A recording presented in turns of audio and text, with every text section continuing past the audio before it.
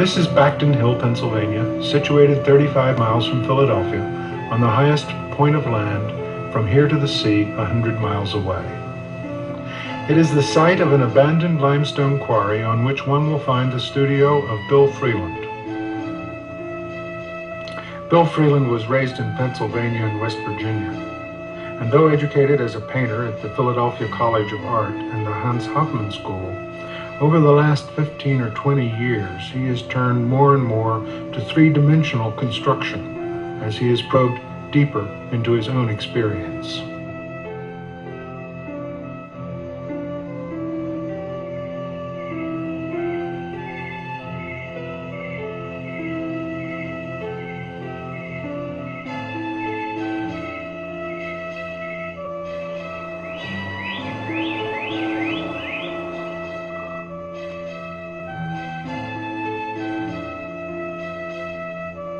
It is in his combination studio and living place that Bill works to turn materials into three-dimensional objects.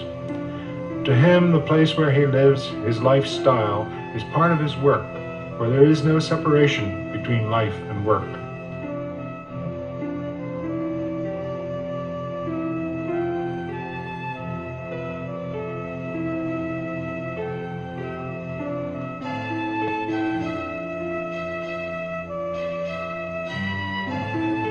The artist's objective seems to be to explore the possibilities inherent in technologies like steelmaking or sailing, the possibilities inherent in materials like coal or rope, as a way of discovering a three-dimensional vocabulary that will express his experience of the world. All of this places Bill in the most time-honored tradition of artists. When I went to art school, he has said, I thought I was taking vows. I thought that in a world of madness, art was a place that would make life bearable.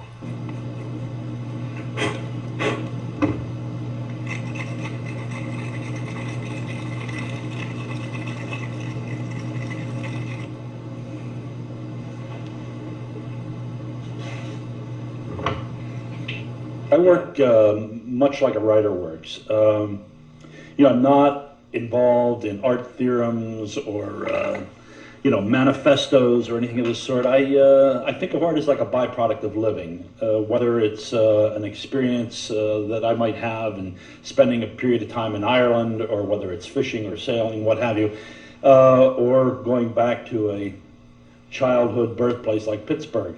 First, there is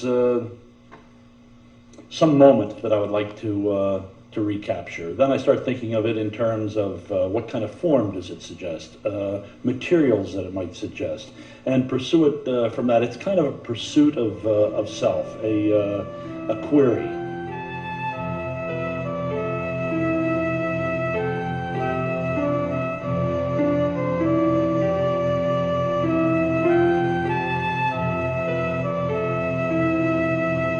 This film is about a commissioned sculpture completed in 1986 entitled Elemental Intervals. The piece was designed as an integral part of the architectural whole. Bill, for example, specified the alternating stripes of red and black brickwork. They are part of elemental intervals. The verticality of his construction was deliberately designed to complement the horizontal lines in the building.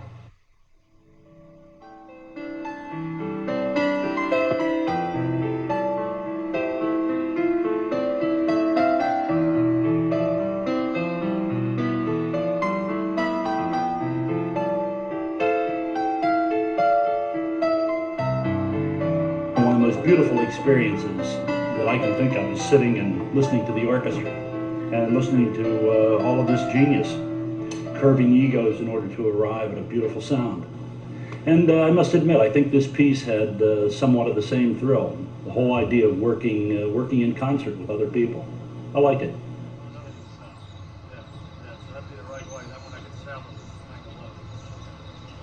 I can make it around because it is between 10 and 10.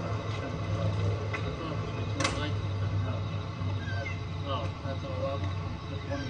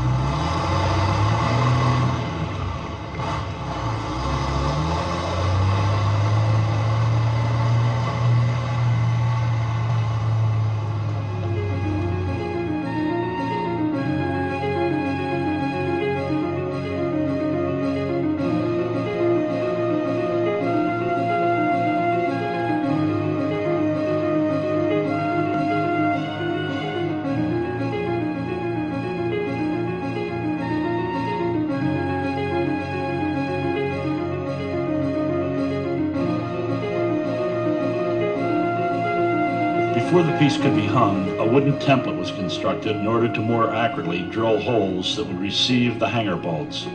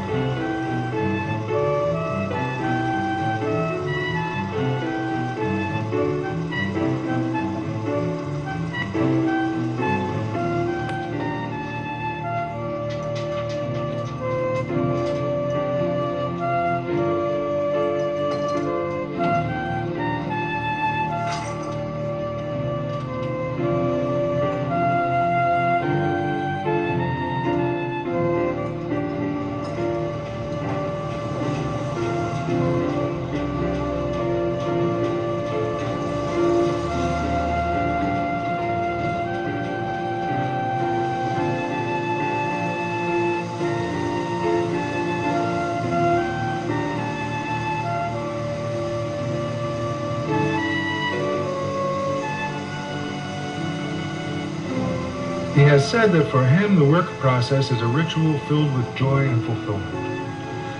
That, quote, working is why I work. Not to manufacture a product, but to be rewarded by the process of working.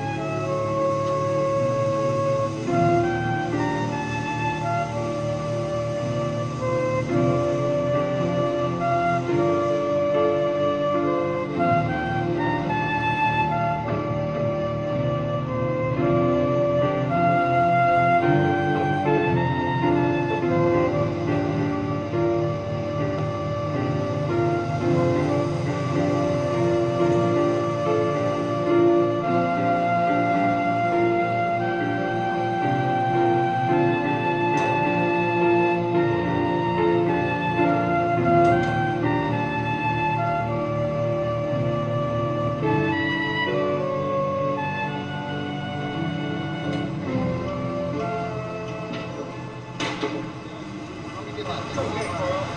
all right. Let me get up and let this go. That one's slacking out. Oh, yeah, this is gonna slide around, aren't you?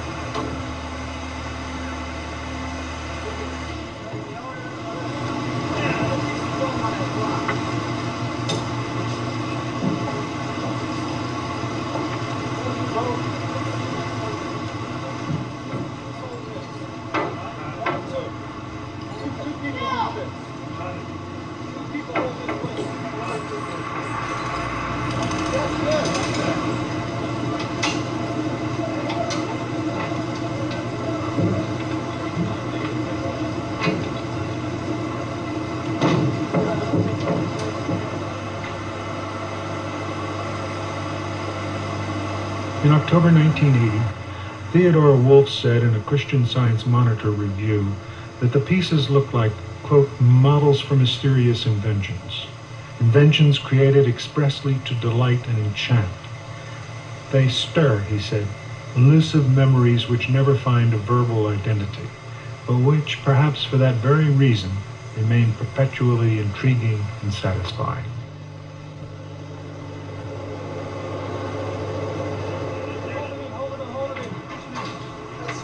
Okay, good. I got it.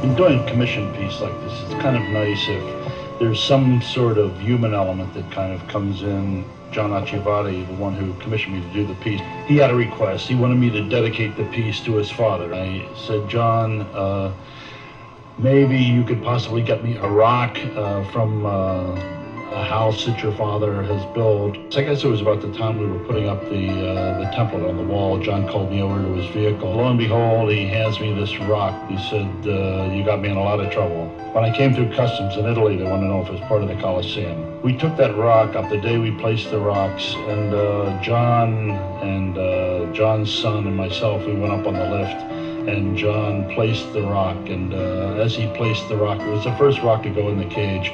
He said to me, he said, you place your hand on the rock. I said, what? He said, place your hand on the rock. I placed my hand on the rock, and I felt I was part of a pact, or the finalizing of a promise. His friends gave me a hand here and there to do the work. We went to a quarry, we hand selected each rock. Each rock had to be a certain size and approximately the same color. But this also makes the whole experience a little richer.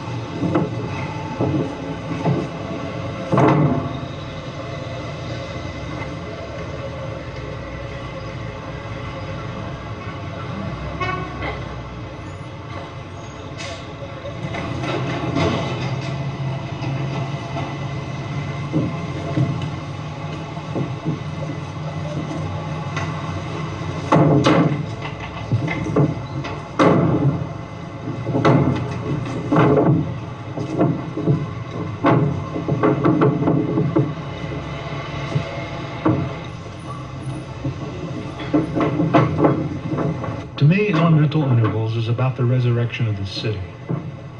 Out of a wilderness of decay comes rebirth through imagination, discipline, and work. The wildness within is curbed. Freeland's rough rock, embedded in a cage of finely crafted brass and aluminum, is the primitive, the untamed. Treated with respect, it is placed with care into the restraints of craft. It is taken from the wild and remanded to an existence in beauty.